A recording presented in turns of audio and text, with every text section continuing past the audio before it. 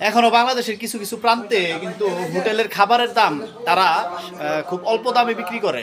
তো চলুন আমরা দেখে আসি যে এই হোটেলের মিনিমাম খাবারের দামটা কত। তো আসলে সচরাচর দেখা যায় স্টেশন এলাকা বা আদারওয়াইজ বাজার এলাকায় কিন্তু খাবারের দামটা ঊর্ধ্বগতি থাকে। হ্যাঁ, তো খাবার খাইতে গেলে দেখা যায় যে অনেকেই চিন্তা ভাবনা করে এবং এই করে। এই হোটেলটা নতুন, যদিও আমি আজকে প্রথম আসলাম, তো ফাইনালি হচ্ছে এই হোটেলের খাবার সম্পর্কে কিন্তু আজকে একটা ধারণা হইলো আমার এবং ভালো লাগলো। এই হোটেলের আপনি কি মালিক? উনিও মালিক। এই যে আরেকজন আছে কাকা, উনিও ভালো মানুষ, ভদ্রলোক, ঠিক আছে।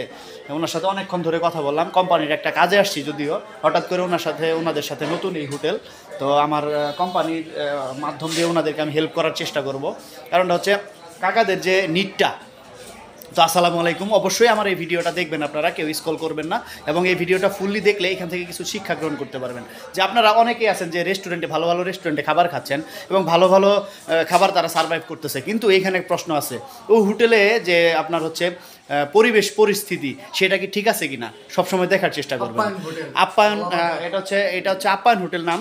তো ওই খাবারের মানটা, তেল ঠিক আছে কিনা, বা ওই যে খাবারগুলো তারা বিক্রি করতেছে তারা পরিবেশ বান্ধব কিনা, বা তারা রান্না বান্না কীভাবে করতেছে, তো এটা হলো সবচেয়ে বড় প্রশ্ন।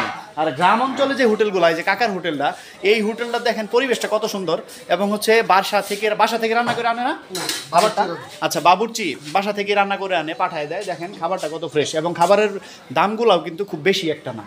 আমি যদিও আজকে বাসা থেকে নাস্তা করে বের হই নাই, তো ফাইনালি এই হোটেলে ঢুকছিলাম একটা কাজে, প্লাস হচ্ছে আমি এই হোটেল থেকে আজকে খাওয়া দাওয়া করবো।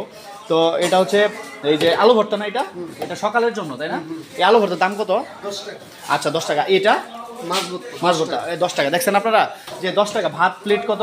10 টাকা। আচ্ছা, ভাত প্লেট 10 টাকা। আপনি কিন্তু দেখেন একটা জিনিস চিন্তা করেন যে এই 10 টাকা দিয়ে এইখান থেকে আপনি একটা আলু ভর্তা প্লাস হচ্ছে ভাত 10 টাকার খাইলে কিন্তু সকালের নাস্তা হয়ে গেল। এটা কিন্তু হ্যাঁ। আর তার মধ্যে কাকা বলতেছে যে মসুরের ডাউলটা কিন্তু ফ্রি দিচ্ছে সে। চিন্তা করছেন, মাগনা দিতেছে। তো ফাইনালি এটাই আমি বলতে চাইতেছি যে একটা গরিব মানুষও কিন্তু সুন্দর করে এই হোটেলে আইসা সুন্দর করে খাইতে পারবে। দেখেন আপনি মাংস উনি বিক্রি করতেছে, মাংস অনলি কিন্তু 50 টাকা। তারপর লাউয়ের তরকারি 30 টাকা বিক্রি করতেছে। তারপরে ডিমের তরকারি 30 টাকা বিক্রি করতেছে। তো এইটাই আমি আপনাদেরকে ইনফরমেশন দিতে চাচ্ছি যে দেখেন গ্রাম অঞ্চলে এখনও মানুষের ভিতরে মানবতাবোধ কাজ করে। এই কাকা একটা কথা বলছে আমাকে যে একটা মানুষ চলতে হইলে বেশি একটা টাকার দরকার হয় না। কাকা, একটা মানুষ চলতে হইলে একটা মানুষের জন্য কি বেশি টাকার প্রয়োজন আছে? তো বেশি টাকার প্রয়োজন নাই, কি করবো? হ্যাঁ, তো মানুষের পাশে থাকা, মানুষের সহযোগিতা করা, এটাই হলো মানুষের একটা ধর্মের ভিতরে পড়া উচিত। ঠিক আছে? তো কাকার জন্য দোয়া করবেন, এবং কাকার ব্যবসা যাতে আল্লাহ বরকত দেয়, এবং সামনে আগামী দিনে যেন কাকা যেন ভালো কিছু করতে পারে। কাকার জন্য দোয়া করবেন, কাকার হোটেলের জন্য, কাকার পরিবারের জন্য সবাই দোয়া করবেন। সবাই ভালো থাকবেন, আল্লাহ হাফেজ। আর হচ্ছে আমি এখন এই যে অলরেডি খাবার খাইতে বসছি, আমি এখন খাবার খাবো। তো আমার ভিডিওটা যদি ভালো লাগে অবশ্যই শেয়ার করে দিবেন। হ্যাঁ, তো আসসালামু আলাইকুম।